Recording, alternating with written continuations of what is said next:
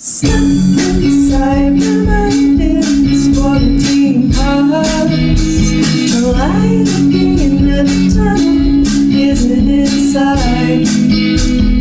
Where do I go to find someone to talk to about all of my wants? You can everything, validate me, show me the light.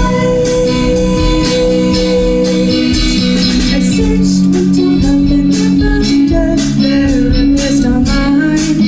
Said I'm anxious and depressed and my coping skills are not fine. We were to fit and it felt like a waste of time. I heard an interview and I felt an instant connection. I learned CAT, BBD and mindfulness skills and each and every session. I'm pulling through, ready to ask the next question. The next question. The next question. The next question. The next question.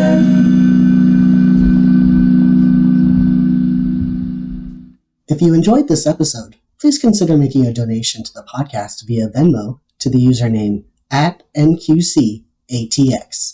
Hello, and welcome to NextQuest podcast, where I ask your potential therapist questions so you don't have to.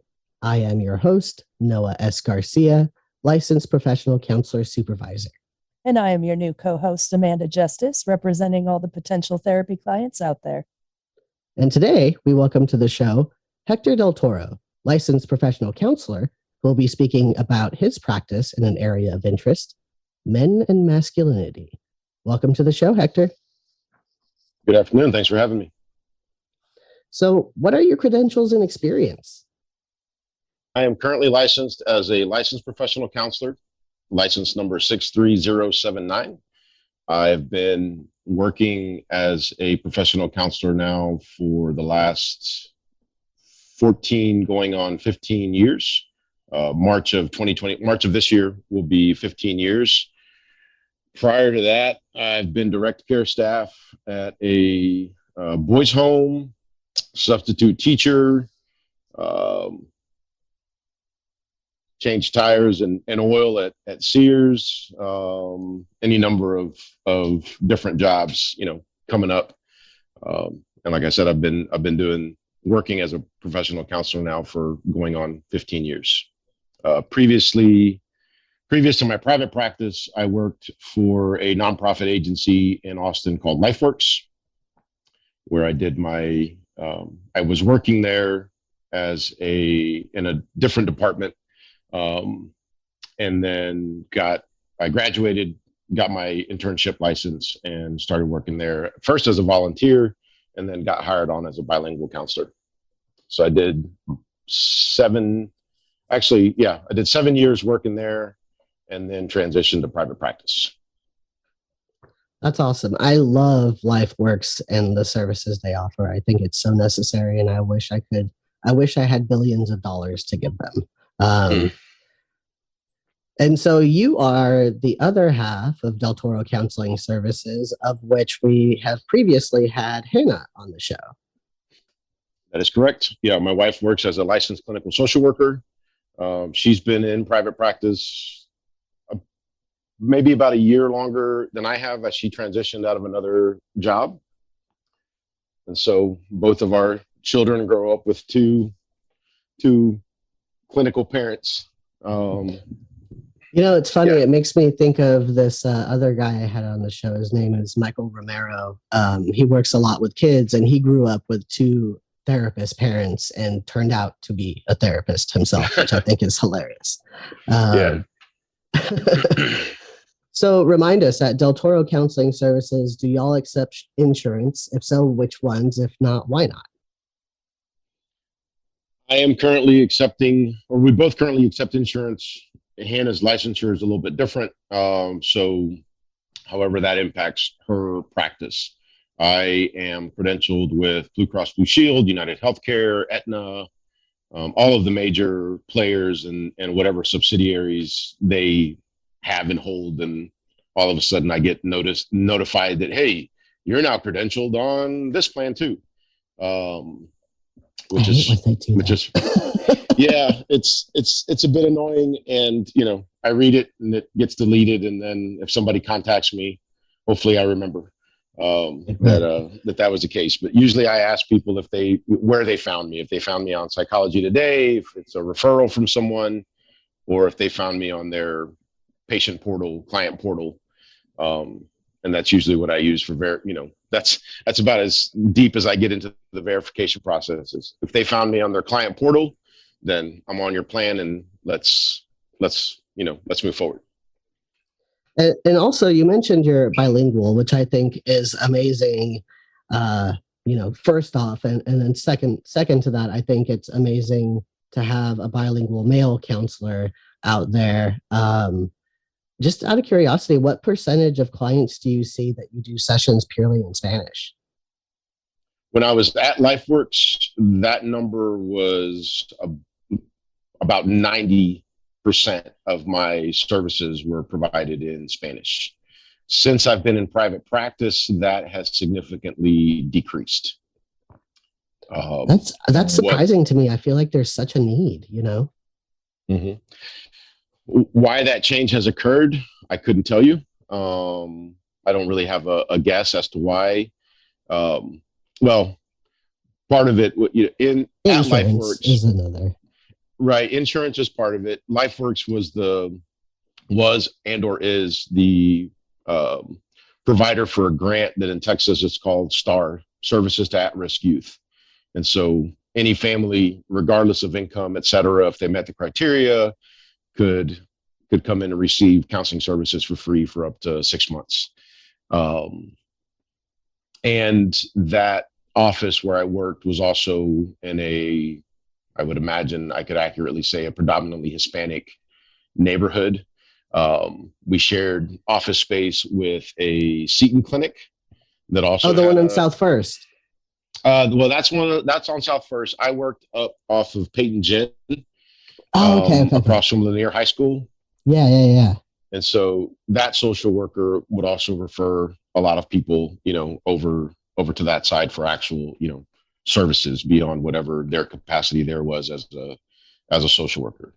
And so since I've been in private practice, I've had a few, but where it was 90%, it turned into like probably 1% to 2% of the people that I serve are seeking services in Spanish.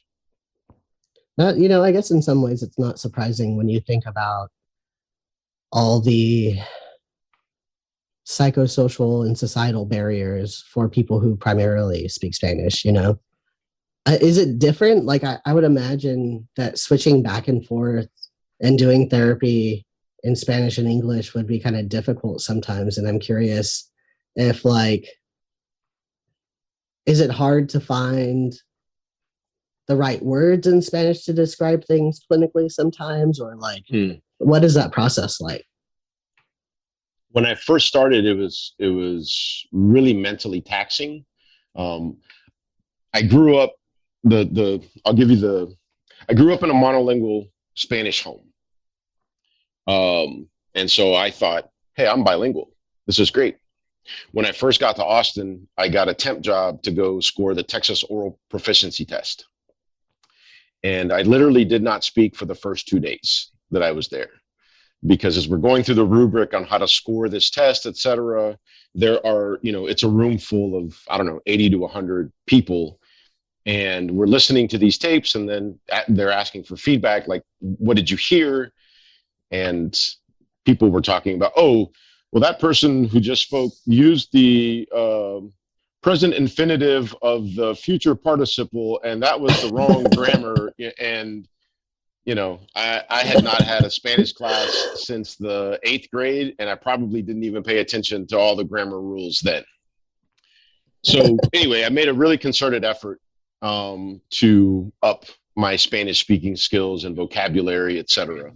When I first started working, I would have to hear what the person said, translate that into English, formulate my response in Spanish, and then spit it out.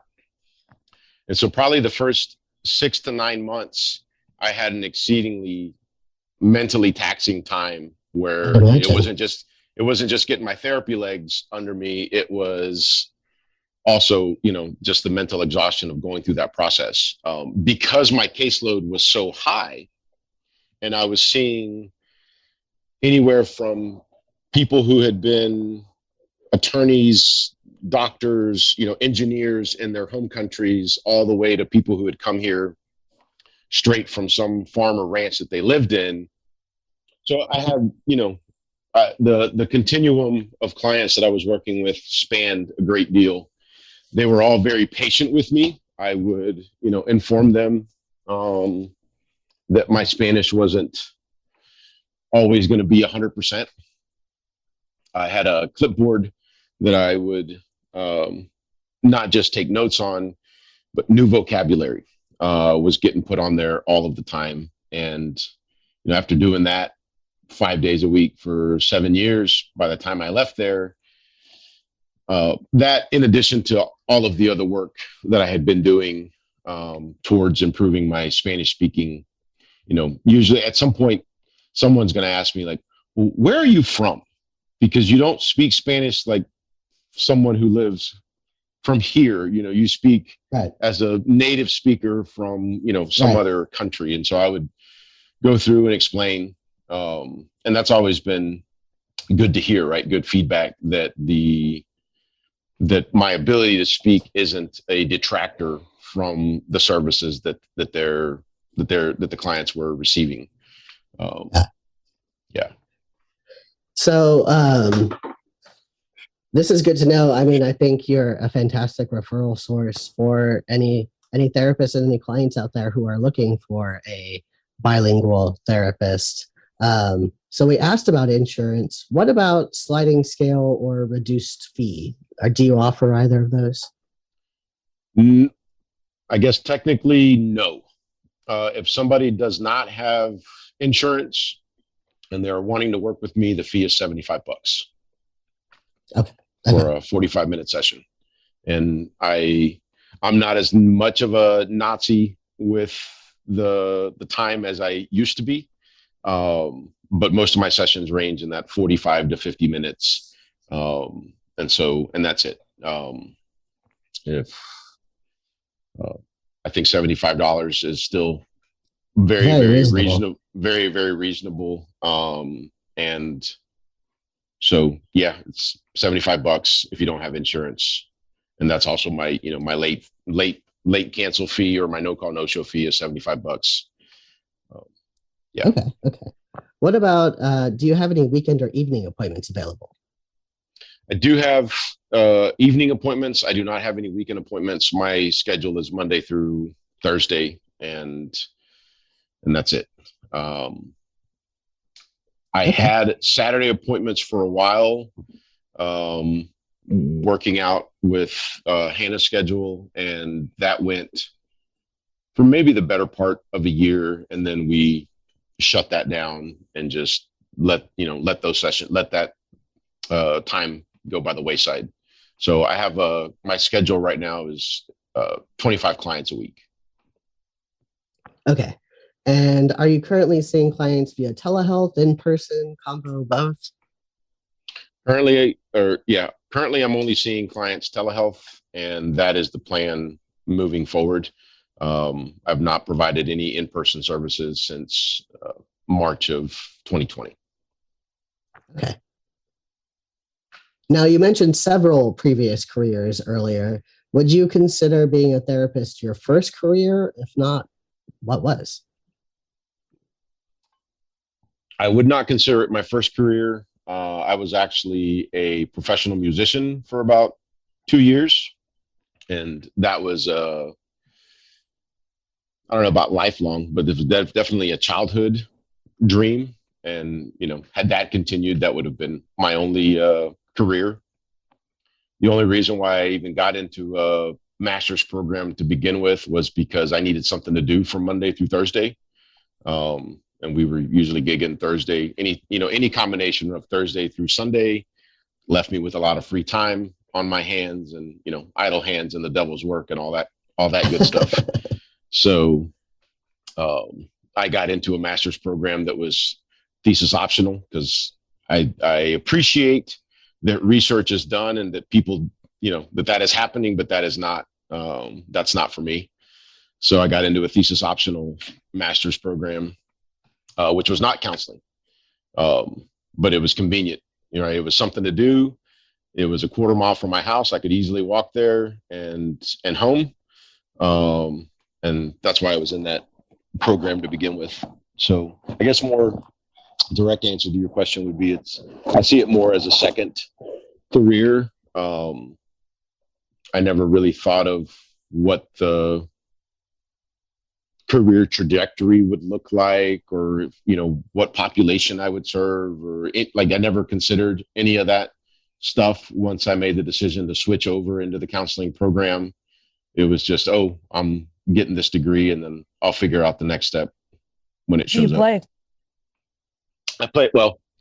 I used to play drums. I have not touched a drum stick in any kind of real way in a few years. That's cool. Yeah. And also, what kind of music? Because I feel like that's a cliffhanger. Right. It was a variety of styles.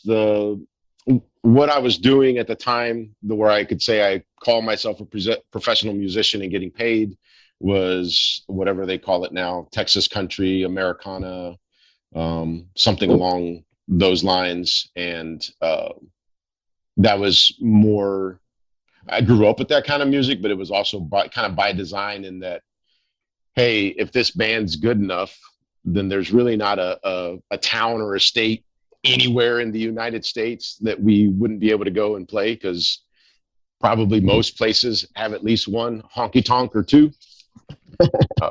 So that's where the idea to pursue that came, and it was going well.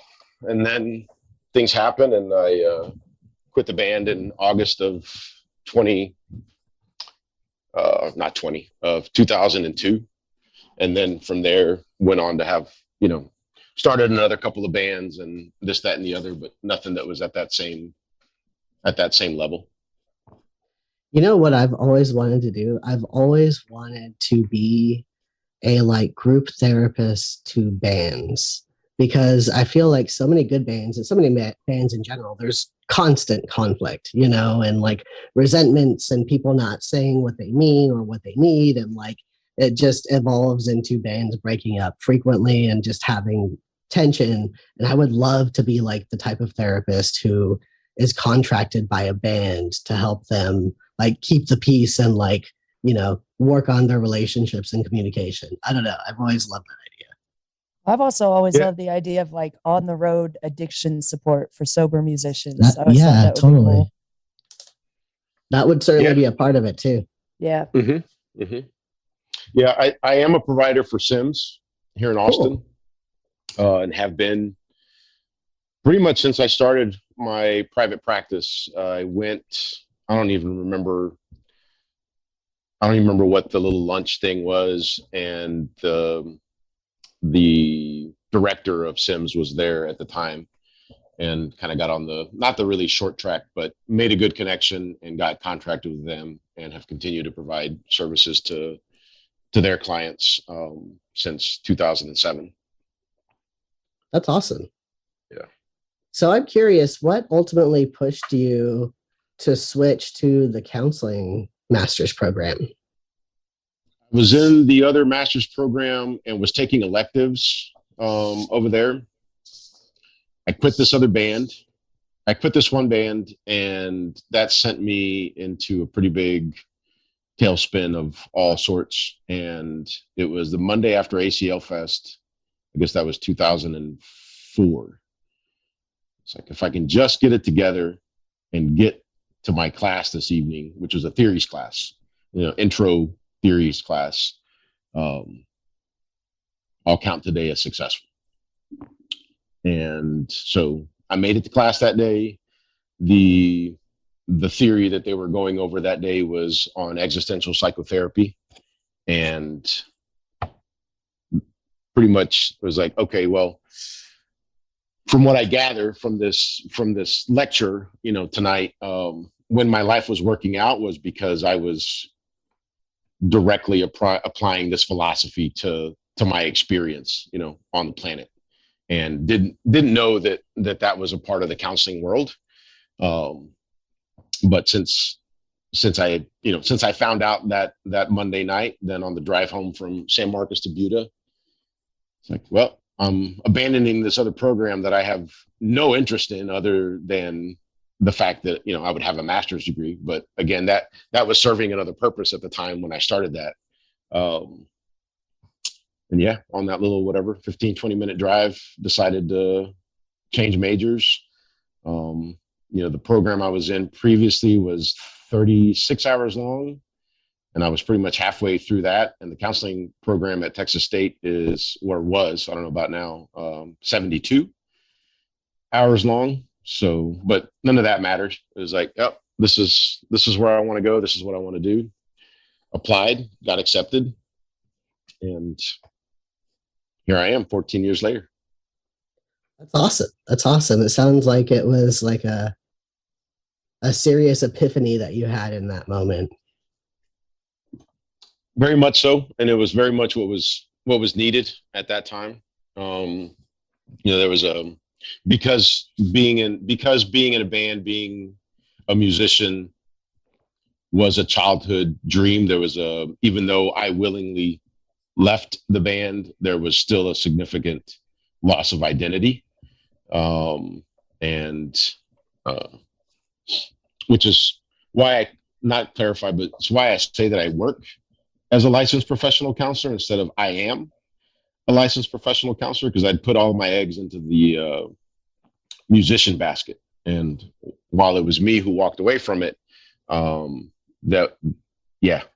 won't put all my eggs in one identity basket ever again. Right. So I work as an LPC. I have a role as a father. I have a role as a husband. I have a role as a neighbor, as another human being on the planet. And there are things that I do, but that's not necessarily who I am. Right. It's interesting that existential psychotherapy was what did it for you, and it's kind of interesting because like it plays into the whole idea and existential psychotherapy of like meaning and meaning making. Right. And you chose to move forward with a career that is very meaningful in a lot of ways. I'm just wondering what your thoughts are about that. It is. I agree. There is a lot of meaning to be made from the work that we do, right? That is done. I'm not always, in the hustle and bustle, sometimes that gets lost. And like any other job, right? It's a job, right? And then when I step back far enough, I have a filing cabinet with my EMDR paperwork, right? And I open the filing cabinet and I look at the EMDR paperwork and think about, how much shit we've helped to clear out of all these people's experience. And I go, yeah, right on. Something else that I tell my clients is that, it's never evident where the work that we do is going to stop, right? Because that person goes and interact, right? All those things ripple out. And so, I do consider it very meaningful to get to participate in someone's experience in this particular way and to be trusted with all of that. Totally. I feel honored every time. And I think as a therapist, it's important to keep sight of that and like maintain that feeling because I don't know, it's just important. I think it's important in not letting ourselves get to ourselves. So you've told us some things about you. You've talked to us a little bit about, roles that you have, things that you've done in the past. Tell us a little more about yourself and like who Hector really is. Like what what things do you enjoy? What are your interests? TV shows you're watching, music you're listening to, kids, pets, et cetera, et cetera, et cetera. Right on. Well, my wife and I have 2 children, an 8-year-old daughter and a 5-year-old son. I got started, with kids pretty late in life. I was 40 when my daughter was born. I'm 48 now. So, there's that, and maybe I'll come back to that at some point. We have a 12-year-old basset hound named Roscoe that I am his primary caretaker, and all things dog related. I came late to the coffee game, but I do enjoy drinking coffee, probably a bit too much. Before the pandemic hit, interests were a little bit, or at least opportunity to explore interests for myself, given Hannah's health circumstances were a little bit more varied. And so I still, got together and jammed with this other guy that I'd been in a band with, etc. Most of my friends also have kids, and they're at different developmental stages than our kids, so we didn't really see them too much. I have discovered that the longer I do this work, the more introverted I become. Totally, thank you. I wasn't actually expecting that. I'd always, I'd had more of an extroverted bent, but that was, I think, because my emotional energy was not as previously taxed as it is now. But that's, to a degree, that's a loss that I've had to continuously reconcile here, as I continue doing this work. I've gotten more and more okay with it. So that definitely has an impact. Interests, music is still an interest. There's nothing current that I'm listening to. I listen to a lot of stuff that I grew up with. I think I listened to a brand new Pearl Jam album a couple of days ago while I was working out, which is, working out as part of my self-care routine. I'm a little bit, not as quite as in shape as I would like to be, but that's still, exercise is a part of every day, whether it's lifting weights, hitting the punching bag, walking, taking the kids out, any of that stuff. TV shows, I don't like watching regular TV because I hate commercials. So streaming everything is pretty much, something, or that's pretty much all we do. We're currently watching that series on Netflix called Outlander, which it's entertaining, and there are no commercials, and I don't have to wait for the next season to come out. I was really bummed when they started doing Ted Lasso that way, instead of just, or when you had to wait for Ted Lasso to one episode was this week, and then, they kind of did it like a traditional TV show. That bummed me out because I really liked that show. But that's, I don't know if I directly answered your question. Things are pretty quiet. Things were pretty quiet even before the pandemic. We have 2 small children.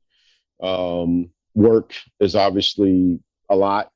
So, take the kids to the park, go to the farmer's market and run around on the weekend.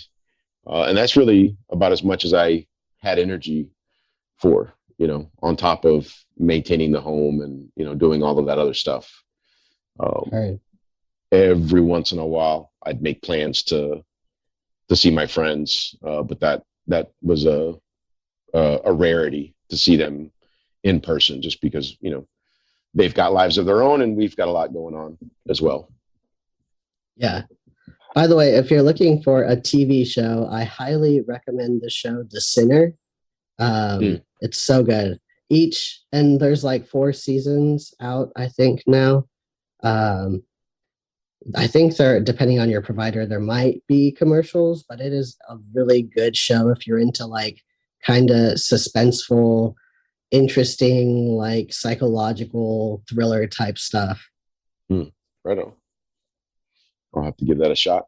We'll finish Outlander. Hopefully the Marvelous Miss Maisel will be available by the time we finish with that. That was another show we really enjoyed. So lots of, outside of the general noise of a house, right? Also lots of quiet, to just try and sit and be still for a little bit. Well, I can't imagine the chaos of two therapist parents being displaced out of their office due to a pandemic, and then kids having to essentially be homeschooled and like managing schedules and duties and like, all that stuff. That sounds ridiculous. I don't know that I would have energy for much else either. Yeah. Yeah. And so that's, I started learning this even before the pandemic, right? When my daughter came around, obviously the energy shifted because we had a newborn in the house. And for about the first 6 months after she was born, I was still trying to function as as we don't have kids, meaning, the yard was mowed and raked and blown and the house was clean and laundry was done and everything was good. And there was still time to do everything. And I 6 months in of sleep deprivation and a 6-month-old hit the wall on that. And so I started having to readjust expectations of myself, right, in those roles as a husband, as a father, as a person on the planet, to be able to keep up and maintain my sanity. So much so that I had to start setting alarms on my phone. Like, you have 45 minutes to take care of that, and that's it, right? You can't go any further than that, because I wanted to, I wanted to do it all and be good at it, but too many energy leaks and stuff going everywhere, and it just didn't work. So, and that has definitely continued to serve me now, having 2 children, and all of the things that you listed off earlier, as well as just the general stress of, right, and the existential threat that's there of, we're in the midst of a pandemic, and when is it going to end, and what, all of that, adjusting expectations and trying to find some appreciation when I can, and letting go when I can't, and gnashing my teeth when I need to as well. So, out of curiosity, as a client, can you describe your ideal client to me? Sure. Somebody, in a nutshell, somebody who's truly ready to do some work.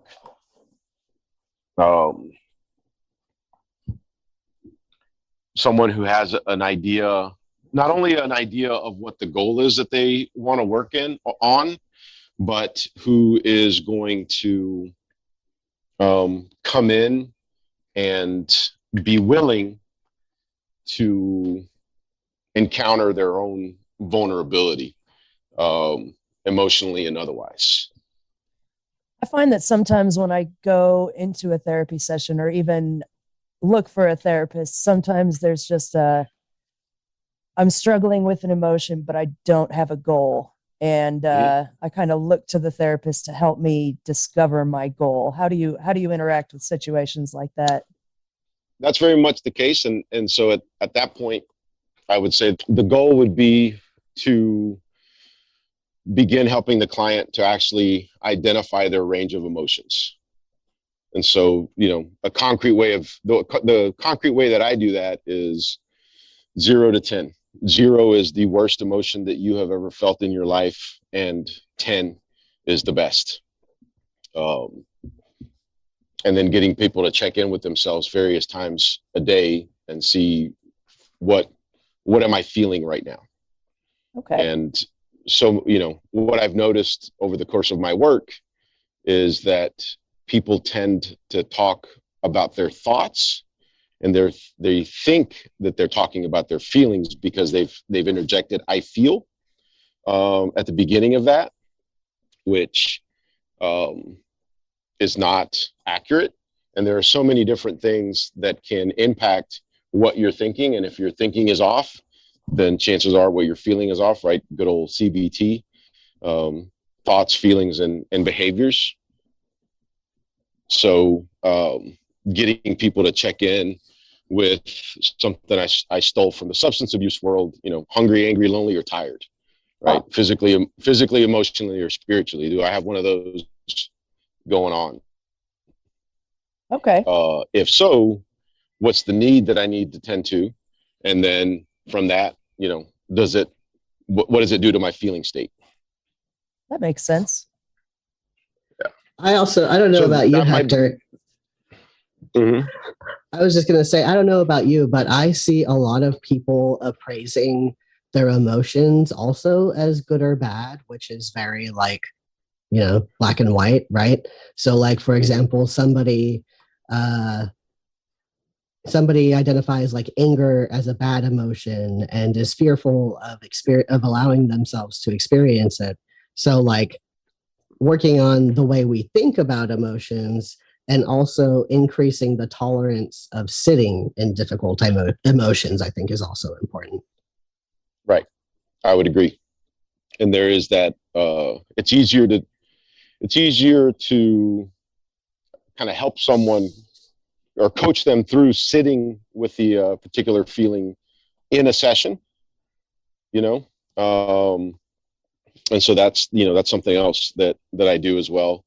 And getting people to identify that somatically, okay, so what are you noticing in your body? Where is that right now? And as the conversation ensues, then how does that shift, right? What I've noticed for myself is that my body will tell me what my brain is. That sounds kind of backwards, but my body will tell me what my mind is not willing to acknowledge. Totally. Because my mind will fence with itself and go, "You're not tired. You have no reason to be tired. You have no reason to be angry, blah, blah, blah, blah, blah, on whatever it is." And it's no, my body's not lying to me. Something's going on here. I need to regroup. Okay. So I guess what you're saying is, if you kind of come in without a goal, I guess the goal that you kind of set is to become comfortable with feeling the emotion that you're struggling with. Yeah.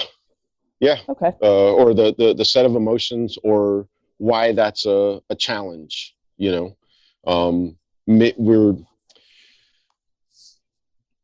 have been,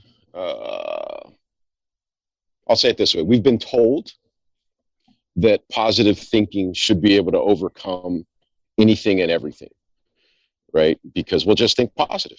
Don't focus on that. Just think positive.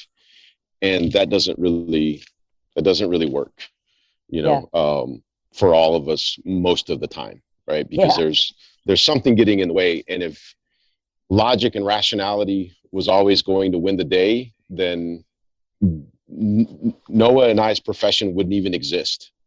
True. Because as human beings, we would just go off and do whatever is logical and rational, and we wouldn't need to talk about it, and our feelings wouldn't need to be acknowledged or anything else, You would just suck it up, pull yourself up by your bootstraps, and move on to the next thing. Yeah. But it don't work that way. Yeah. What modalities do you draw upon, and what sorts of evidence do you rely on to support your treatment of choice, and how do you stay up to date about new information or approaches? Well, I don't like to reinvent wheels, and I would have never considered myself a solution-oriented counselor or working from that place until I went to LifeWorks, went to a training with a guy named Jack Nowicki, who I'm not sure if he still practices or not, but I think he was a professor at UT and was licensed as an LCSW. And it was a training on how to correctly do an action plan, and it was a solid training. And so I very quickly adopted the solution-oriented framework for the work. Well, one, that's what LifeWorks uses as their theoretical framework. So I had to work from that perspective, but it also married very well with how I operated and operate in the world.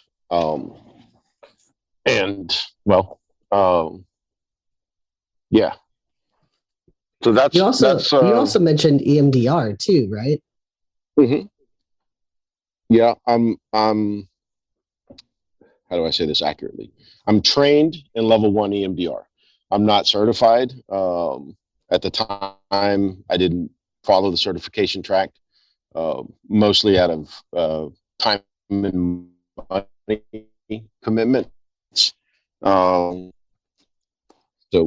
to get that right, I always tell people I am trained in level 1 EMDR. I'm not certified. So yes, I do use EMDR when someone is either directly seeking that service, or turns out that EMDR is something that would be beneficial to them.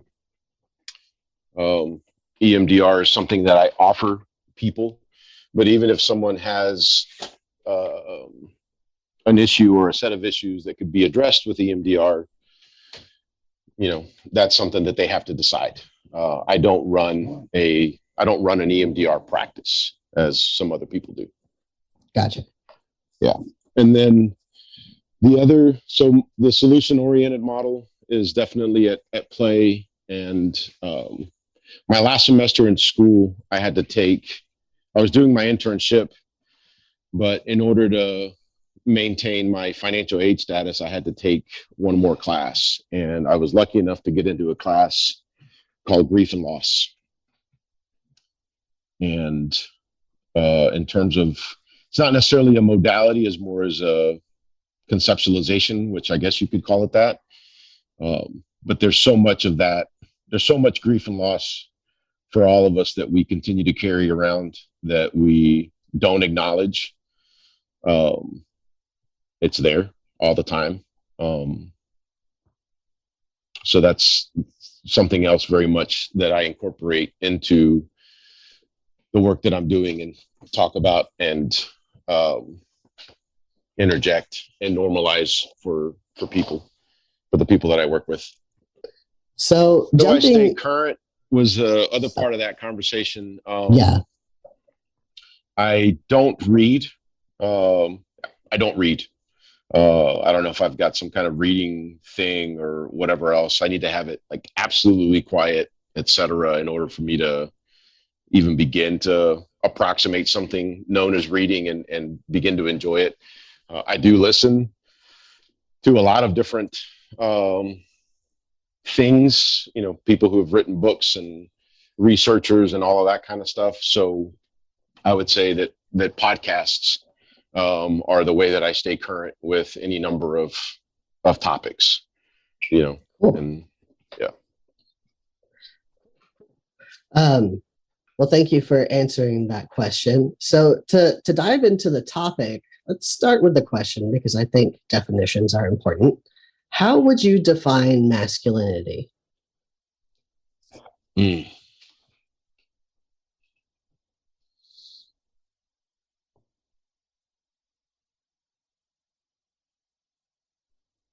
It's a tough one. It is, because you can talk about physical traits, you can, so it's not, well, it is a tough question. What about like when I say masculinity, like other than like any sort of physical trait, what would like the practice of being masculine, what would be included in that sort of thing? And arguably, I'm coming from the perspective here that inherently nothing is neither masculine or feminine. It is how we are socialized and how we attribute how we give like meaning to things in our roles. But like for you and for the people that you work with, what does masculinity typically look like?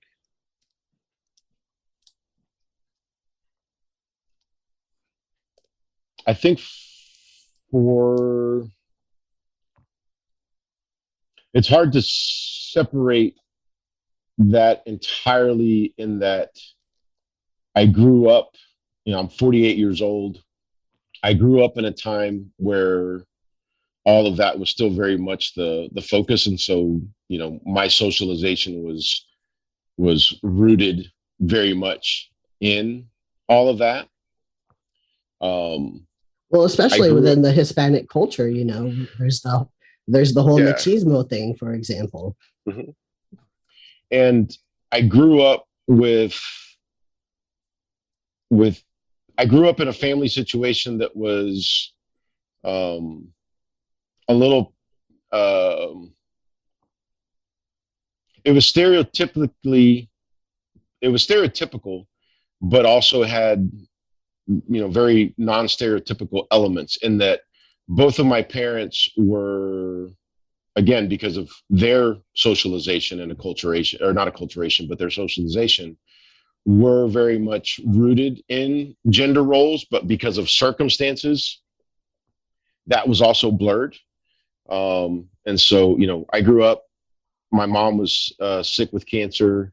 And so whenever she was unable to, right, my dad stepped in and cooked and cleaned and, changed diapers and, did all of these things. And there was no clearly defined tasks, or, in that way. And beyond that, or so, growing up, seeing that it didn't matter who was washing the dishes or who was doing this, that, or the other.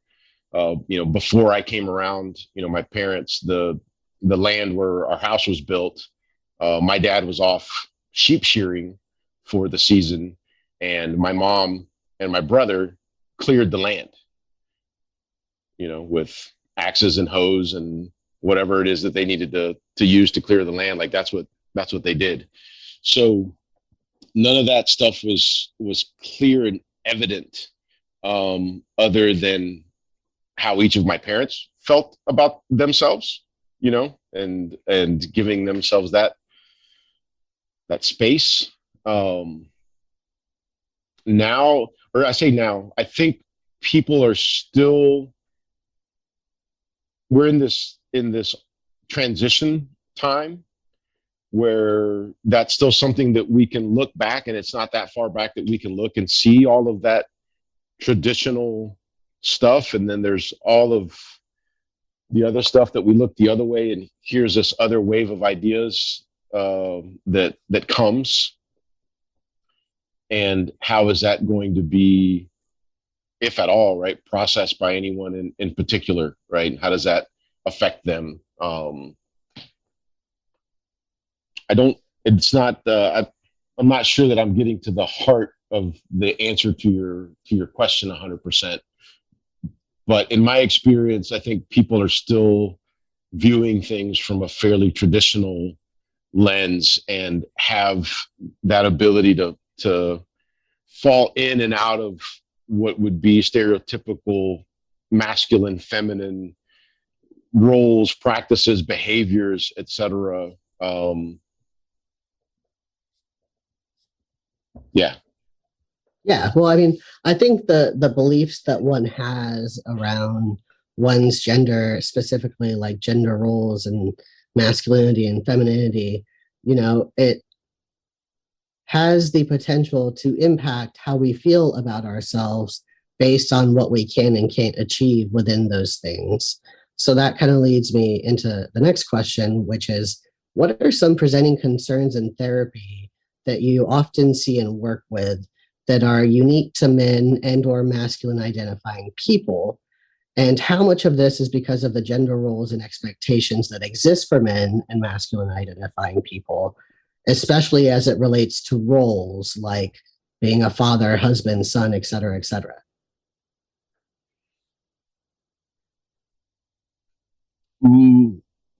So what used to, I mentioned earlier that like 90% of my practice was Spanish speaking when I was at the agency. Now, or since I've been in private practice, 90% of my client load is men. And I would say of that 90%, probably 80% of men who are coming into services who are coming into services for the very first time. So the primary, not the primary presenting issue, right? Because that could be any number of things, but Sure. it's a true lack of not only emotional intelligence, but even emotional awareness beyond good and bad, right? Happy and sad.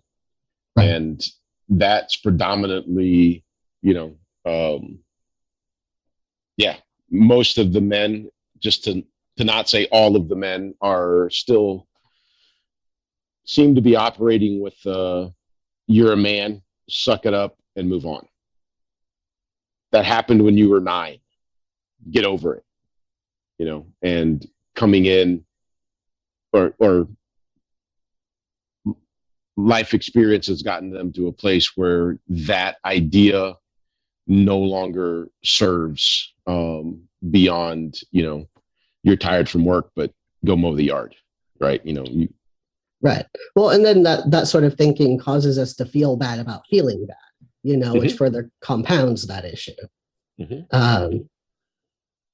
And so kind of second to that question, how might some of those concerns that we're seeing be impacted by culture and the expectations of men and masculinity within them?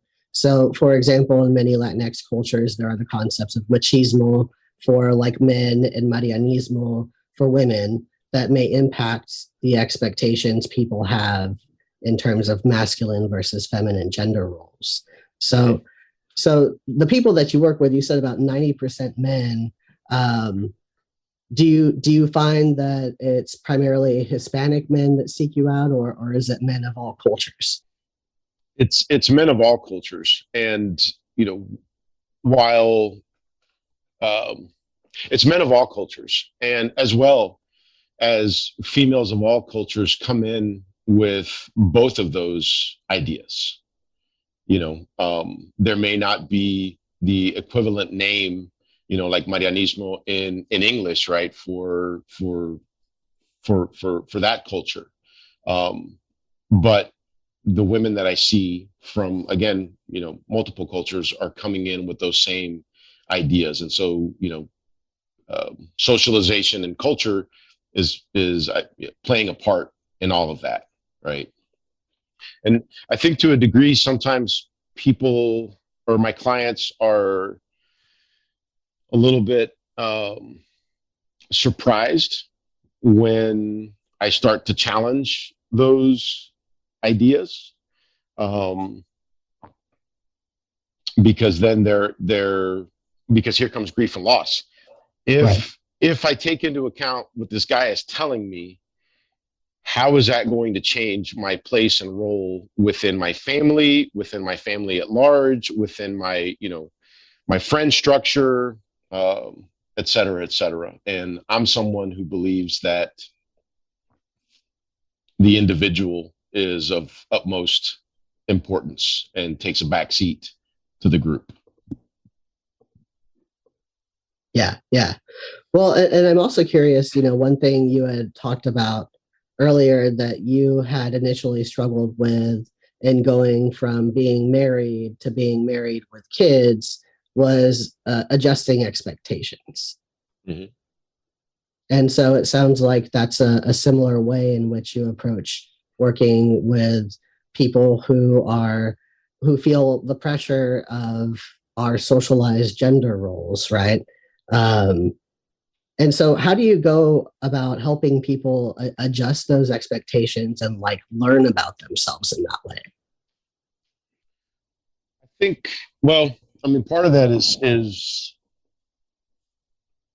just, I say just, is the experience of being in session. And I think, it's not my phrase, right? But words don't teach, only experience does.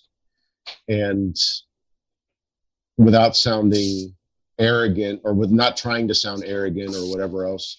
I'm pretty comfortable in my own skin, in any number of situations, et cetera. And so I think when people are there and they're experiencing not just the shell of me, which is fairly stereotypical in many ways, right? That along with the ideas that I'm presenting can kind of help them to begin to reflect on their own expectations of themselves. So kind of like, here's a dude who's very dudely, who's telling me it's okay to be a man and do these things. Yeah. That makes a lot of sense. Telling me that it's okay to not just be happy or sad or, happy or angry. And that has a range. And that was one of the things, I don't know when exactly it happened for me, but I saw it as a little bit as an act of rebellion, right? To say, well, hold on, like, here's all of this other feeling experience that I don't have readied access to, right? And I'm repeatedly told that women have more access to that, or females have more access to that because of socialization and, et cetera, et cetera.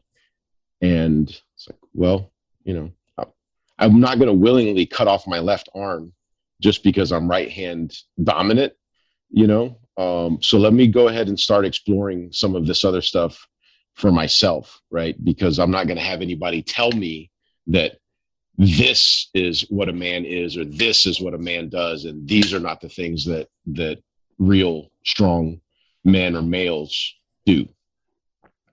Right. And so I'm also curious, like, you've given us some information about your thoughts on gender roles as a whole, but one thing that I've kind of noticed and is pretty prevalent, I mean, especially on like 6th Street in Austin, is the general fragility of masculinity in general. What are your thoughts about that? When you say fragility of masculinity, can you tell me a little bit more? Yeah, so like men and masculine identifying people taking things personally, and then because the nature of their view of themselves within the context of masculinity is like shaky to begin with, they compensate with like unhealthy behaviors. Kind of along that vein of toxic masculinity. Yeah. Mm-hmm. Yeah. Well, and I would say it's something that can be observed. I've observed it more in my office across gender, in that I think any of those negative or any of those behaviors that we would deem as toxic or negative come out of that place of my identity being challenged. And my identity is being challenged because I have not been taught, have not explored for myself, et cetera, how to become more rooted in my own identity, regardless of how you may perceive me. That when that presents itself, then, I revert to my ancient biology, and now I become defensive. Even if it's not if it's not an outward defensiveness towards you, I'm going to adopt this series or continuum of behaviors that firmly puts me back in that place of role identification status, and you can't question that any further. So it's kind of like a superficial sense of self. Oh, sure. By all means. Yeah. Thank you for distilling that into that. Yes, it is very much a superficial sense of self. And that's, going back to Amanda's question earlier about who is my ideal client, that raw vulnerability that exists for all of us, right? It's knowing how to tolerate that sense of vulnerability in the face of a particular challenge in a global sense. Right. And we can't feel connected like in a like really genuinely connected way to other people without vulnerability. Mm-hmm. Right.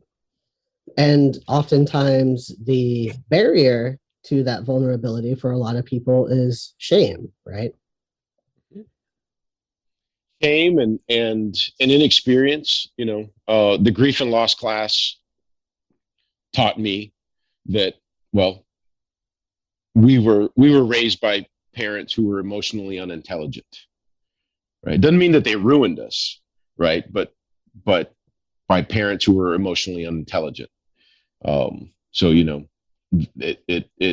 it starts. It has its foundations in that. There was a seminar that I went to a long time ago at a conference, and the woman's name is Nancy Luna Jimenez, and she might have actually been one of the keynote speakers, and her talk was on what she called adultism, and how adultism was something that, again, across culture, gender, race, socioeconomic status, etc., was something that I think she went as far as to say that we all had experienced. And it was that experience of being made the other as children that allowed for things like institutionalized racism to take hold, because we'd all had that shared experience and felt what it was like to make someone the other, and so it was a little bit easier for us to make somebody else the other. That then I tied that into this grief loss experience and this emotional lack of emotional intelligence, right? Because if the trusted adults, and hopefully there's at least one trusted adult, right, in every child's life, but the trusted adult tells me that I'm okay, even though my body hurts and my knee is bleeding from where I fell down and skinned myself, then I start to not trust myself, because my trusted adult is telling me that my reaction to this experience is not correct. So the foundations of what you're talking about, in my opinion, have their root all the way back there. So like, boys don't cry, boys don't get sad, boys get angry. Right. That sort of stuff. Mm-hmm. As well, like you said, and women must always, or females must always, be happy and present a pretty smiling face, and their traditional socialization of tend and befriend, and I should push these feelings aside for the greater good, and take care of someone or something else. So yeah. So for me, much of that is rooted, definitely there's experience and life, life experience, etc. But they come back to this foundation of nations and cultures raising emotionally unintelligent children. There was something, I don't know if you heard the Jewel podcast with Joe Rogan. No, I didn't. It's long. But I listened to it in spurts, and she kept going back to this idea that she didn't say it this way. The way I took it was like that emotional intelligence was something that we had at some point in our past that we don't teach or have anymore. And to a degree, I think she was confusing that with resilience, but also mixed with this idea of, or maybe not just the idea, but the reality that people, before, you and I and Amanda all share a much higher level, a much more sophisticated level of survival. That because we share this more sophisticated level of survival, we have the time to reflect on, well, what am I feeling in my body? Did that situation make me angry, sad, confused, all of the above? Whereas our predecessors had to, cut cut wood for fire and make every meal from scratch, and all of that was rooted, like there was a lot of meaning making that went along with that, for sure, right? Now I'm kind of losing my train of thought. I see what you're saying. Like, we have more like literal space within ourselves to examine that, rather than to just constantly be in survival mode and worry about tasks primarily related to that. And more time. Yeah. Yeah. And if if I was sad because my mom died, there was only so much time that I could focus on that before the cow needed to be milked again, or I needed to go work at my extremely hard manual labor job, or, whatever it was. And I just didn't, the demands of life was just so much higher, and not so much now. So back to the fragility of all of that. I think, again, I don't want to repeat myself, but I think, to me, for the way I conceptualize in the work that I do with my clients, it's rooted in that lack of emotional awareness / intelligence, and all of the places where that has, not to mention all of the different factors that can throw off my perception of a given experience, etc. Do you think the cultural expectation of masculinity is exclusive to men, or do you think people who lean in the masculine direction are also subject to the idea of toxic masculinity? So, for example, as a more masculine lesbian, I'm kind of expected to take the role of man in a relationship.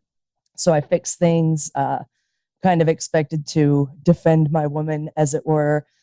And I also kind of have weird, feminine expectations, such as people pleasing. So I'm kind of stuck in this weird intermediate world where my emotions are discounted on both sides, but I am subject to masculine expectations. Do you think this is something that happens across the gender spectrum, or is it something that's kind of more exclusive to men? I think it happens across the gender spectrum. If you're willing, like if you willingly step into society's idea of masculinity, then here comes the responsibility that goes with society's expectation. That's true. Right. Go fix this, defend your woman, all the different examples that you threw out there. And yeah, that would be, I would say, yes, that people who are stepping into what society thinks of masculinity will have this stuff projected on them. It reminds me of something my dad taught me when I was young. He said, if you throw a hit like a man, expect to take a hit like a man. Yeah. So one societal gender role expectation that is definitely learned through our socialization is that in men and masculine leaning people, they tend not to express emotions or talk about feelings.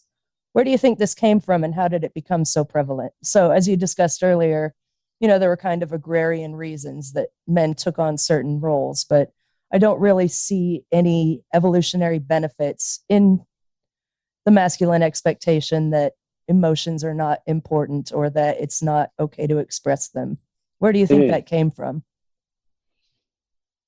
I would agree that there is no evolutionary benefit to it. It probably more a product of people, once we started coming together into groups and those roles being more,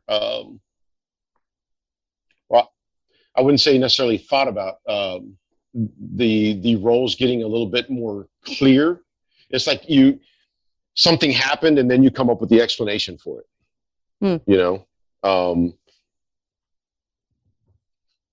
Would be my best guess. Not being an anthropologist, etc., would be, as societies began to form and you start to get specialized, seemingly, right, as societies begin to form and evolve, you start getting specialized jobs, right? And that's got to go beyond just the job itself, right? But what kind of work goes involved into that job. And probably some of it was self-serving, on the part of men, right? Raising kids is hard. Oh, Yeah. that's woman's work. You carried them, right? Like, so you're going to be, better off because nature said so, knowing how to do that. And there's a degree of that, well, I think persists today, right? When someone might say something like, well, I'm a mama bear, as if I guess the opposite of that, right? Being, women, a woman's going to know how to take care of their children better than a man, right? Is something that the clients that I work with also experience in terms of raising their children. So I think it's something that was self-serving at the time to either gender or the gender continuum, however we want to think about that, Mm-hmm. that has outlived its usefulness. Yeah, I agree. I think Noah and I were discussing that earlier. And Noah's argument was that, in roles of power, maybe it kind of behooved people to show less emotion. But my counter argument was that in studying philosophy, the great orators in the time of Plato and Socrates were actually the more successful orators, and the one that took better positions of powers were the ones that wept as they argued. So it's not actually been historically accurate to say that people who didn't emote took higher positions of power. So it's actually it's something that's fluctuated throughout history. And I find it interesting that, especially today, it's become such a prevalent thing. And I wonder if that stems from like military, we've kind of, as a nation, we've been at war since we've been a nation. And I wonder if that kind of stems from that. Probably at different times, right? The circumstances of the day dictate that as well. I'm not necessarily a student of philosophy necessarily. However, I would also say that the examples you gave would probably seem as the exception rather than the rule. True. And then there's also still the individual and the collective acceptance of that vulnerability. It's like, it's okay for him to do it, right? And I get it, but that's not for me, because I look around and my neighbor's he's not a man like that, right? Yeah. And all these other people that I have more frequent contact with, I don't know how many people Socrates or Plato had contact with on the regular. So yeah. And they were men of leisure as opposed to warriors or men of work. Yeah. Right. Yeah. A whole different set of circumstances. And that might have even been like, oh, what's this man of leisure talking about? Doesn't know his head from his ass. Yeah. Well, and the thing I want to say about what you were saying, Amanda, about how how like people who wept while they were like giving a passionate speech tended to have more power. Like that could have also been an intentional tool of manipulation. Oh, very, very true. Yeah. Mm-hmm. And so there too, I mean, I guess without getting too far off in the weeds, right, comes that social control, and how is a particular group or society, like, how are they going to share power, and what are the delineations that come down from there as well. Yeah, so I guess the important takeaway from that is masculinity has something to do with tasks and power. And control. And control, yeah. So on that vein, what do you think the costs and benefits are of having the gender role expectations of men and masculine people that our society has? I would say the cost is that it continues to perpetuate individuals and therefore groups who aren't entirely having a genuine experience on the planet. Do you think there are any benefits associated with it? Well, I mean, I'm not an anthropologist or a social psychologist or whatever else, so I'm not going to 100% be able to point you to, but there's probably any number of untold benefits that we're experiencing now, right? Because of all of those things, right? And, but coming from the place that, again, I think that the individual is of utmost importance. I think I stick with my answer that whatever the benefits are and whatever meaning making can be made from someone adhering to those norms and those roles, etc., it comes as a cost. It comes as a cost to the individual, which ultimately has a cost to the group, and that feedback loop continues, and it's endless. And even if we can say, well, this was for the greater good, at the cost of how many moments in a given individual's life, right? And whatever positive meaning making was or could have been available to that particular person for having adhered to all of that, is that the meaning that they made, out of it? So mental health issues and treatment has historically had significant stigma attached to this, especially for men and masculine leaning people. Many people interpret seeking mental health care is seen as a sign of weakness or something to have shame or feel embarrassed about. There's been a lot of effort to work towards normalizing seeking mental health care, even in just the last 20 years alone, but especially a push since the pandemic I've seen. Have you noticed an increase in men or masculine leaning people reaching out for therapy as society has tried to normalize mental health therapy and treatment?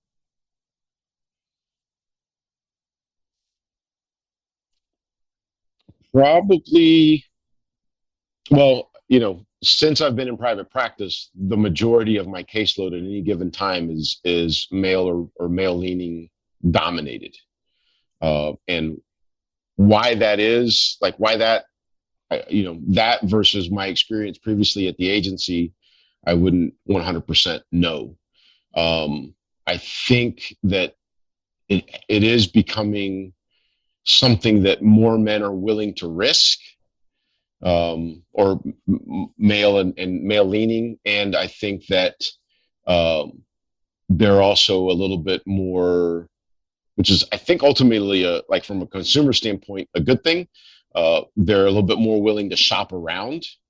And if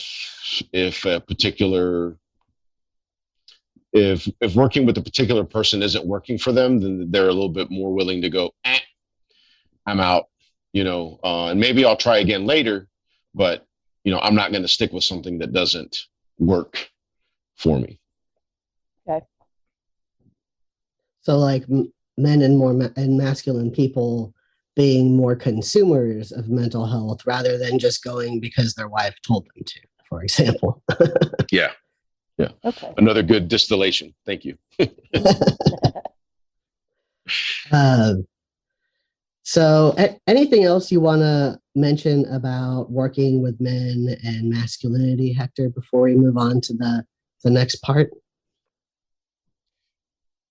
I would say overall that, I won't say all, the majority of the men and masculinity people that I've worked with have been ideal clients. And I've been pleasantly surprised at their readiness and willing, maybe those are the same thing, I'm not sure, their ability to tolerate those vulnerabilities and engage in that real, what I consider to be true and genuine way with me in services, right? I haven't worked with many men or male leaning people where it's like pulling teeth, during a particular session or even throughout the course of sessions. I think how did you say it earlier? Noah, I'm a doodly dude. I think that in and of itself, I won't say it's entirely responsible for it, but I think that helps to normalize the experience in and of itself of coming in and being real and being vulnerable and leaving the bullshit at the door. Yeah, well, you're modeling that these things are okay, and I think that's important for people to, like, for masculine people and men to have that sort of model of what healthy masculinity looks like, because most people don't have a frame of reference for what healthy masculinity is or can be. So jumping into more of, like, you as a therapist, what kind of experience do you have working with particularly vulnerable clients, such as those who are transgender, undocumented, or BIPOC, to name a few examples? In my current practice, not much, in terms of those people are not, if they're seeking services, they're either not seeking services with me, or I've not, had space on my calendar as they've sought services. I'm sorry, can you please restate your question? Sure. So just generally asking about your experience working with clients from vulnerable populations. Which, I mean, doing the work you did at LifeWorks, that is an especially vulnerable population. Yeah. I kind of, specific to particular groups, I wouldn't consider that I have a lot of experience with a particular group or that particular group's particular concerns. I think because of the way I conceptualize myself, because of the way I conceptualize things, then I'm coming from that place of people generally lacking emotional intelligence and awareness, et cetera. And my buy-in to the belief that the individual is of utmost importance rather than a particular group or than the group. I see that vulnerability that perhaps it's not exactly what you're asking about, but I kind of see everyone as a vulnerable population, because these are parts of our experience that need to be addressed and shorn up, and they're not usually, or they haven't been.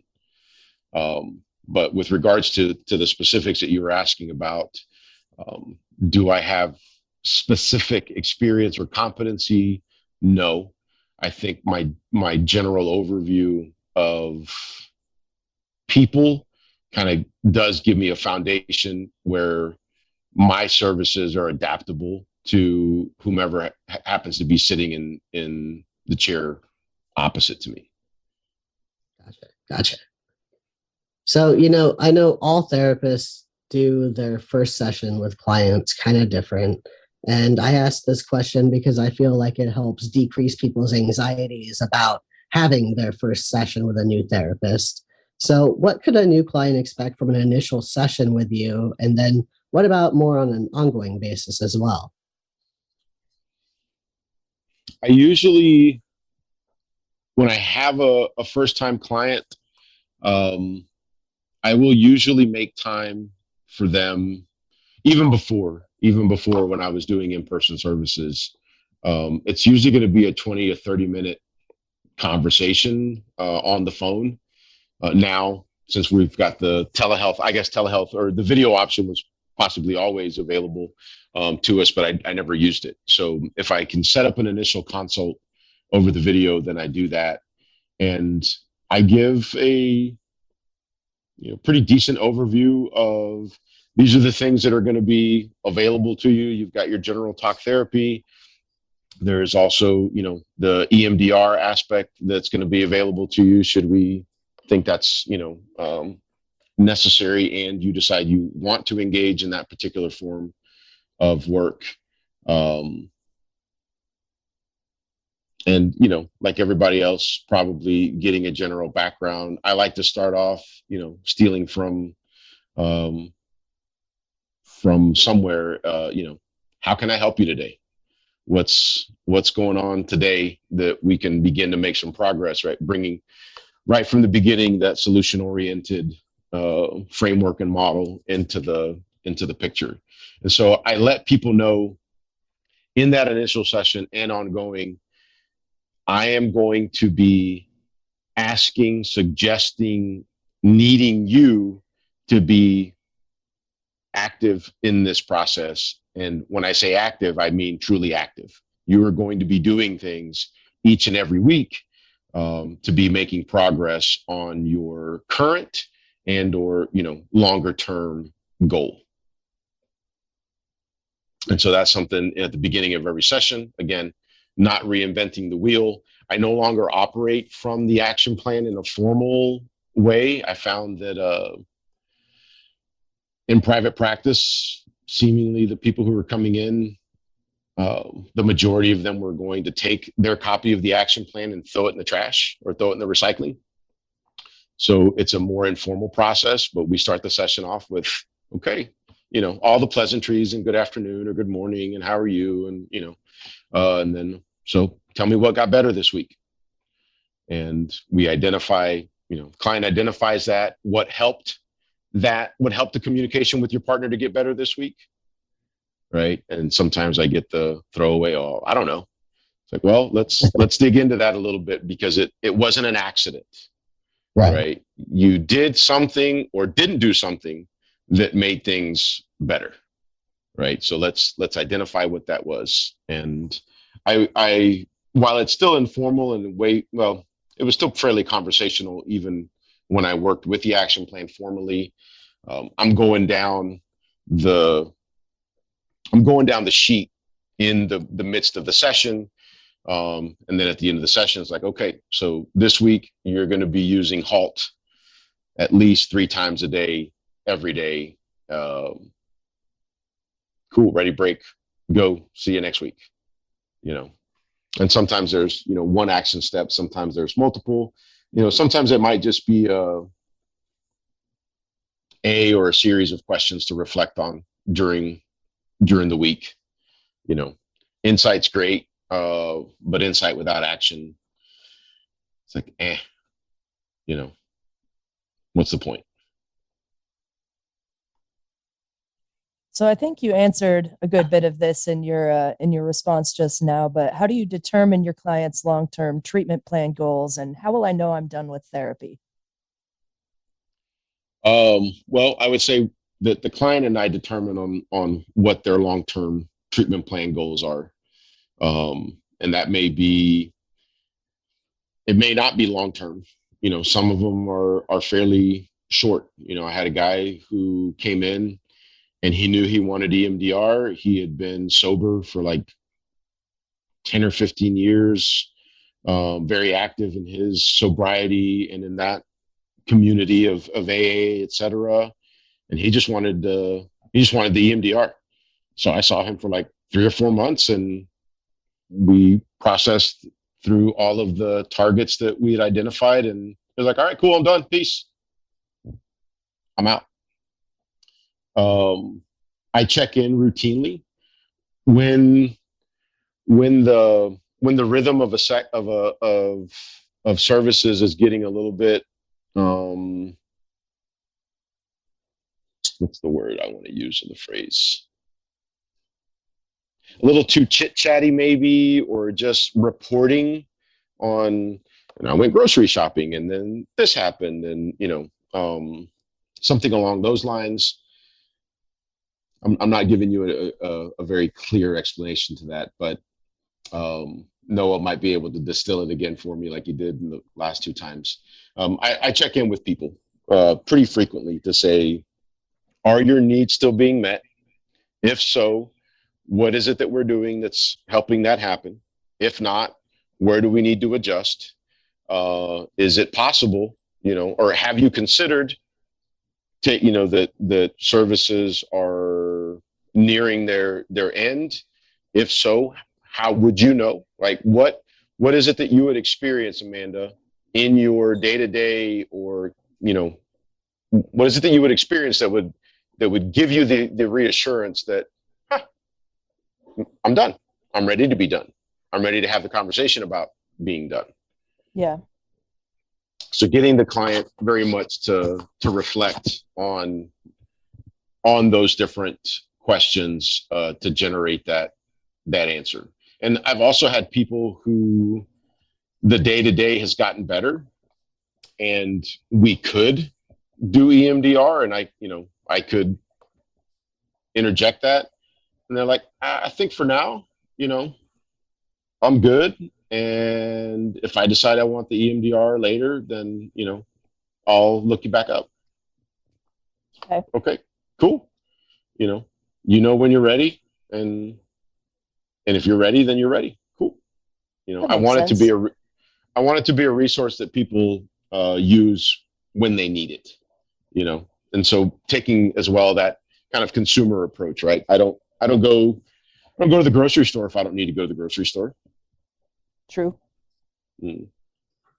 I think you're right about that, Hector. When it gets too chit chatty and you're just basically talking about whatever the client did that last week, it doesn't have the feeling of being like productive, Mm-hmm. And I think that it is a constant ongoing conversation, because no client is obligated to continue therapy. It's therapy is there for as long as the individual feels it's helpful to them. And I let people know, in the beginning and kind of as needed, that, hey, like working as a clinician in this capacity, what I have to offer might not be your cup of tea. And if that's the case, I get it. Let's have that conversation. I'll help you find another provider, a referral, etc. And we put that on the table. For sure. So the next question I have is, how would you say your clients would describe or experience you? I got the best compliment.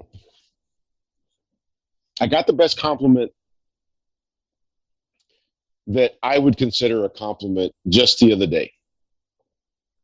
And this woman that I'm working with said, I really appreciate that I don't have to smile when I'm in here, or you're not in here, but on the video. I can just be myself. And so from that comment, from that compliment, I took it to say, people are experiencing me as someone with whom it is safe to be themselves. As much as any of us allow ourselves to be ourselves in any one given moment, right? But sure. that in my 14 years of doing this work, that's the best compliment. That's the best statement that has been intended as a compliment that I have taken as a compliment in the time that I've been doing this work. Yeah. I mean, it kind of sounds like it goes into the whole idea of holding space, which we'll get to here in a few minutes. Now, are you a therapist who will laugh or cry with your clients? And when I say cry, I don't mean like bawling uncontrollably. I mean like maybe a few tears entering the picture. What are your thoughts on that? Yep. It's happened more than once. Because people's experiences are Some of them are downright heart-wrenching and gut-wrenching, and tears and or laughter is the normal, acceptable reaction to hearing such a thing. Yeah. You know? Yeah. Yeah. And it's, I've never bawled uncontrollably, but I've definitely teared up more than once. And laughter, you know, it's, that's definitely, I guess maybe that one's a little bit easier to access. I think I have a pretty good sense of humor. So that gets interjected just as a part of, again, me being me. But I have no problem with expressing those or having those manifestations of my internal feeling state occur when I'm working with somebody. Okay. Has there ever been a time when you've worked with a client for some time, but then realized you're perhaps not the best fit or no longer able to help the client? And if so, what made you aware of this and how did you handle it?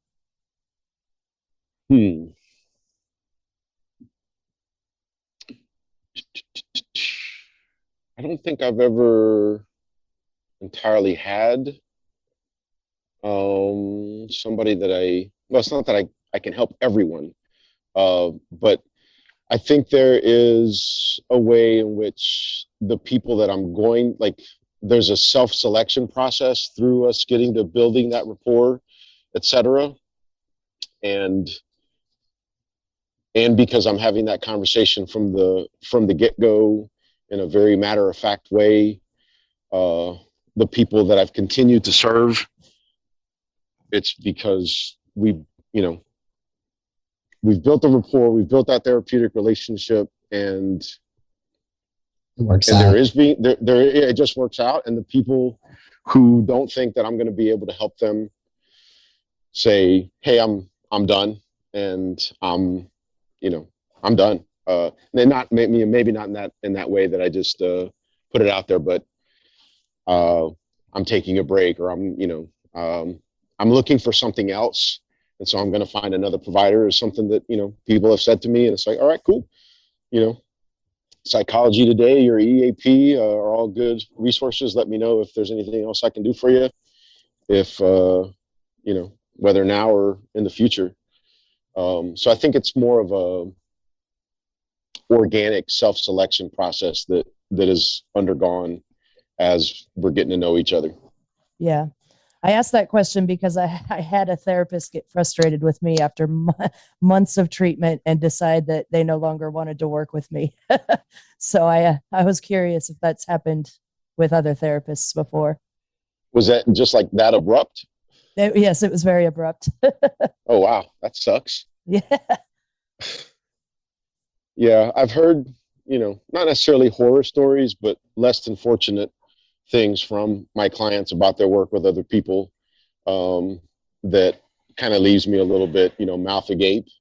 So it's definitely shitty that you had that experience, especially, because it was abrupt and not an ongoing conversation. The one that gets me the most is when people that either become clients or in the process of becoming a client, and they're like, oh my God, thank you for calling me back. I called, everybody on the list and have been waiting, and you're the only one who's called me back. Thank you. I'm like, oh my God, that sucks. Yeah. So we talked about like the compliment that you got earlier and kind of how that ties into holding space. How would you define holding space for someone?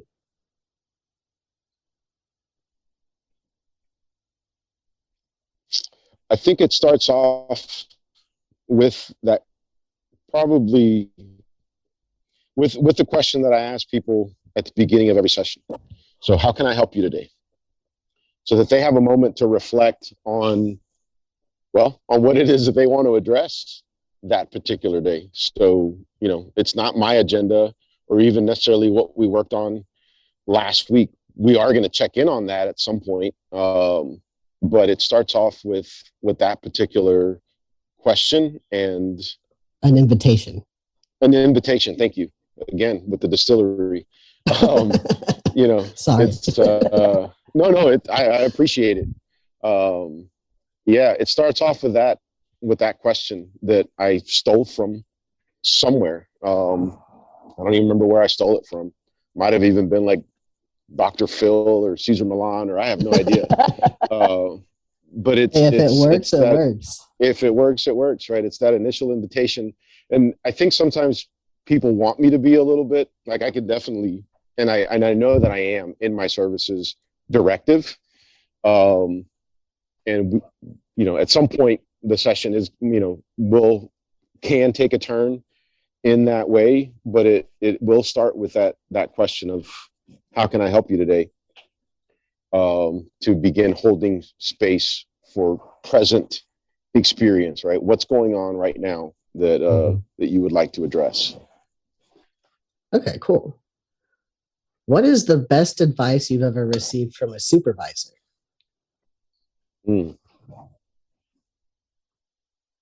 Or I guess anyone for that matter. Sure. I think it's to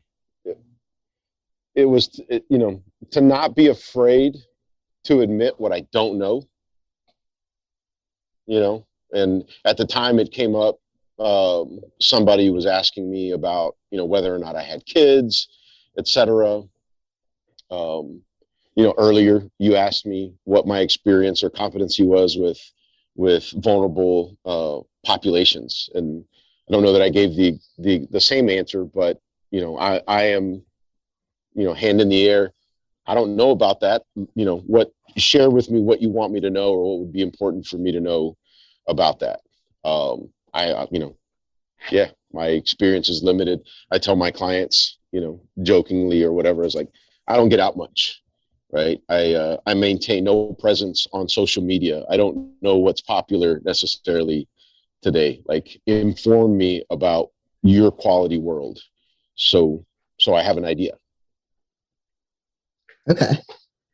So, you know, earlier in this podcast, we talked about you eventually making the decision to pursue a master's in counseling after learning about existential psychotherapy. So kind of like from that point and through your work, what have you personally learned about yourself and or the world through your practice?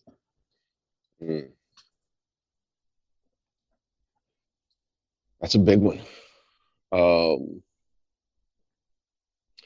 I think one of the things, and I said it earlier, that I've learned about myself and continue to reconcile is that I'm way more introverted than I ever gave myself credit for.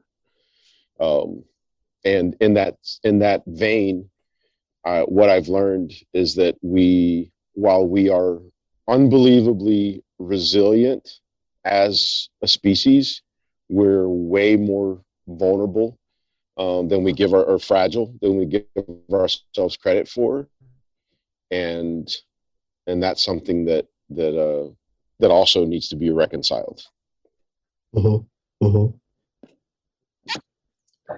And earlier you had mentioned that exercise is an important aspect of your self-care. What else do you do to take care of yourself? And is there something at the end of a particularly difficult day that you just have to be sure to do for yourself?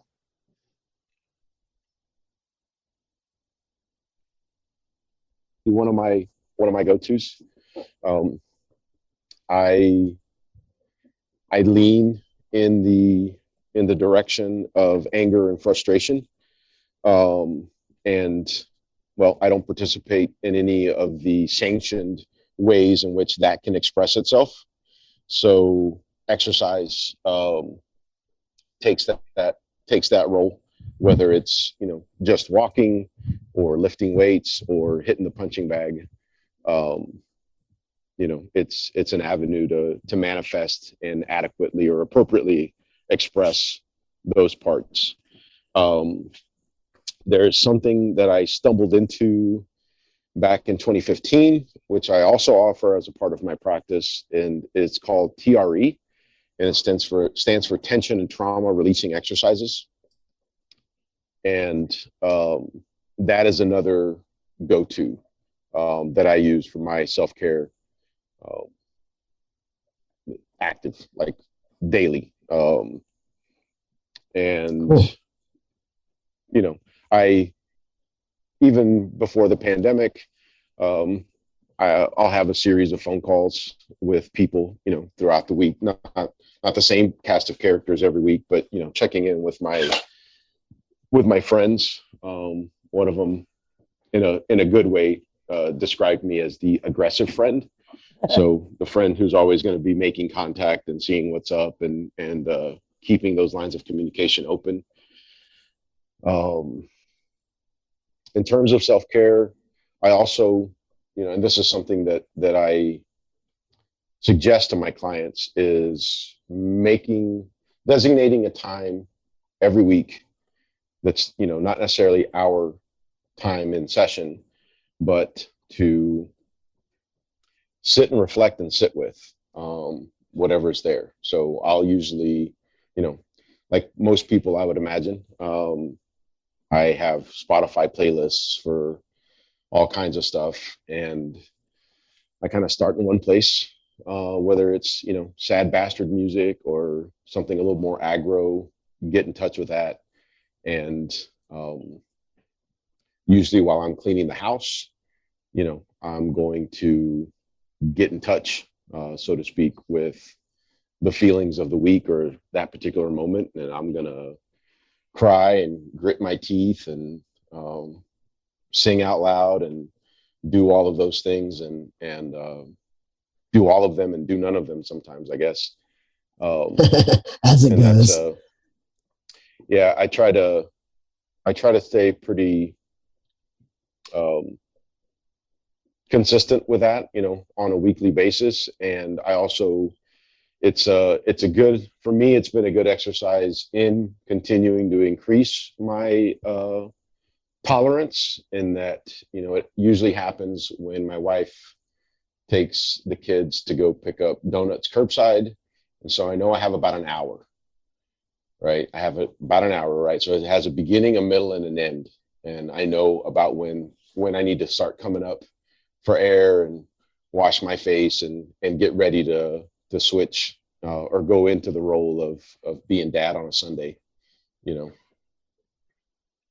It's a lot, but I think having, like, intentionally setting aside that time, like, there's something definitely to be said for that. How would you define happiness? I'm going to steal from somebody else and say that happiness, while it's meant to be appreciated, is seeking happiness as a goal is a bit of a fool's errand, because it only lasts until the next crisis shows up. So I conceptualize it for myself and share it with my clients as, you know, more of that meaning making, right? Is your life fulfilling? Is it satisfying? In spite of or in conjunction with all of the different challenges that you face, are you living the life that you want to be living? Yeah, I think it's about creating a life you don't feel like you have to regularly escape from. Mm-hmm. Mm-hmm. And that can be, you know, depending on the circumstances of any given time, or as people like to say, this season, that season, that can be challenging. Mm-hmm. For sure. Something else that hit me not that long ago was, you know, we hear a lot and we are told a lot about living a life without regret. But I'm not sure that that's entirely, not only not possible, but not probable. And I use silly little examples, you know, to highlight some of this stuff for myself as I'm thinking about it. And then with the clients, it's like, you know, we've all had that experience of sitting next to somebody at a restaurant and seeing what's on their plate and going, damn, I should have ordered the steak. Like, this fish and vegetables that I ended up going with, just, it's not, you know, it's not going to hit the mark. So if we can manage or effort to live a life without resentment, I think we've really done something. And we want to be a little bit easy with ourselves about the things that we regret, because, well, right, cliche, hindsight's 2020, and it's always going to be, right? And every one of us is going to have something that, if we really had the opportunity to do it differently, we might, or probably would. Yeah, and within that, I think it's important to have self-compassion for not knowing what we don't know. You know what I mean? Mm-hmm. Mm-hmm. Mm-hmm.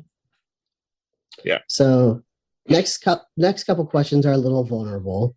First one is, what is the most embarrassing moment you have had as a clinician to date?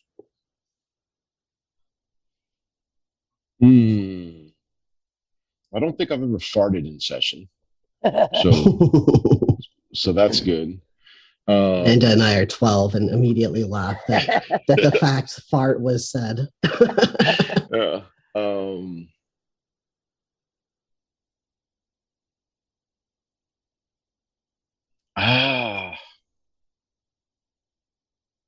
I don't know, because I like I answered earlier, I have teared up in sessions, before, and I don't necessarily consider that to be. Sorry, did you say vulnerable or embarrassing? Embarrassing moment. Yeah.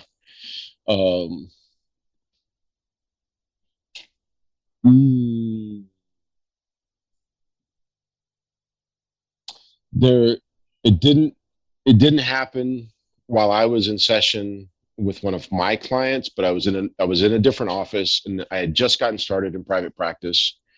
And somebody at United Healthcare, in all of their wisdom, changed my profile to duplicate Del Toro. And so for like the first 6 months, none of my claims were going through, and they were all getting kicked back, even though I was truly credentialed with them. And so private practice was going. I had a break. I'm sure, Noah, you remember at some point, right? You call the insurance company, and that's an hour and a half phone call at least, right? And so the acupuncturist next door was in a session with someone, and I lost my cool, right? And he had to come over, or he came over and checked on me to say, hey, like, you're disrupting my acupuncture session. You need to calm down, chill out, like. And that was definitely embarrassing. So yeah, insurance companies will do that to any. Dealing with them is like, it's awful.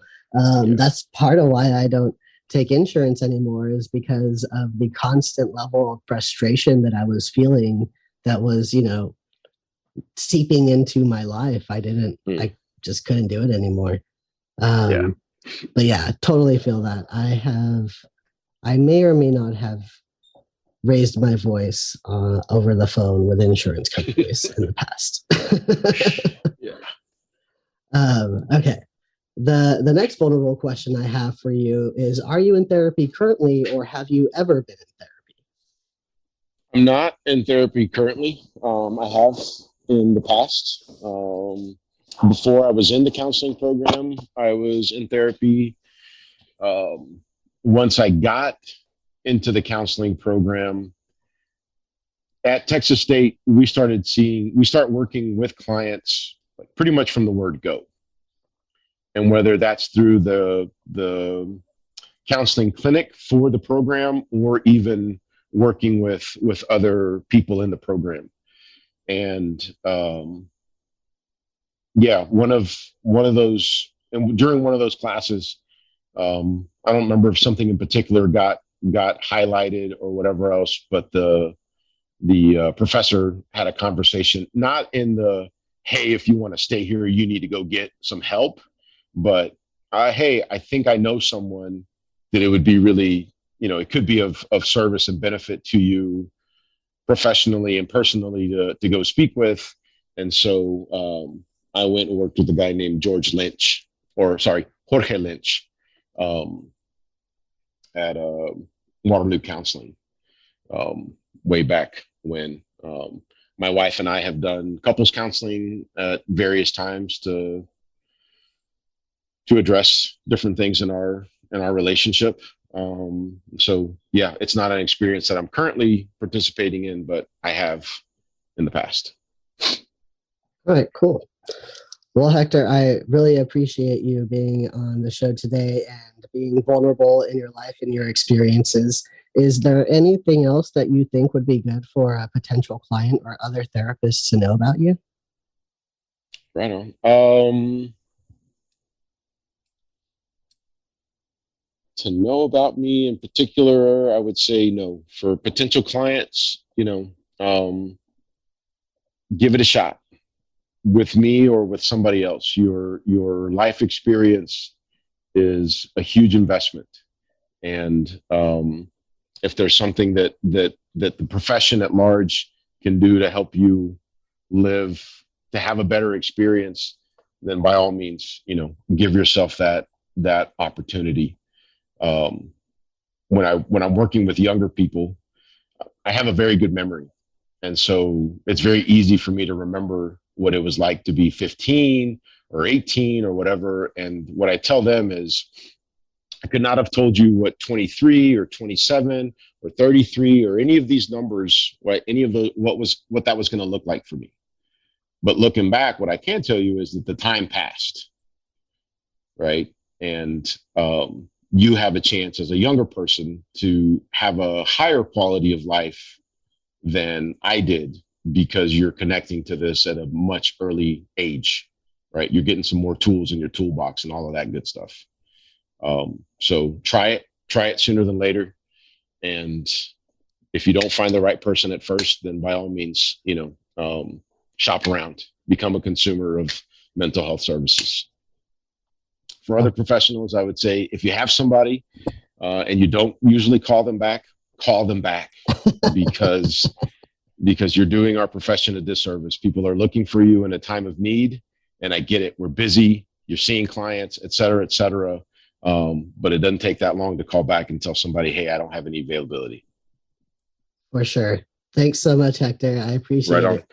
Thanks for having me. Y'all have a good weekend. Hector. Thanks. Thank you, Amanda. Bye-bye. Bye. Bye. The next question. The next question. The next question. The next question.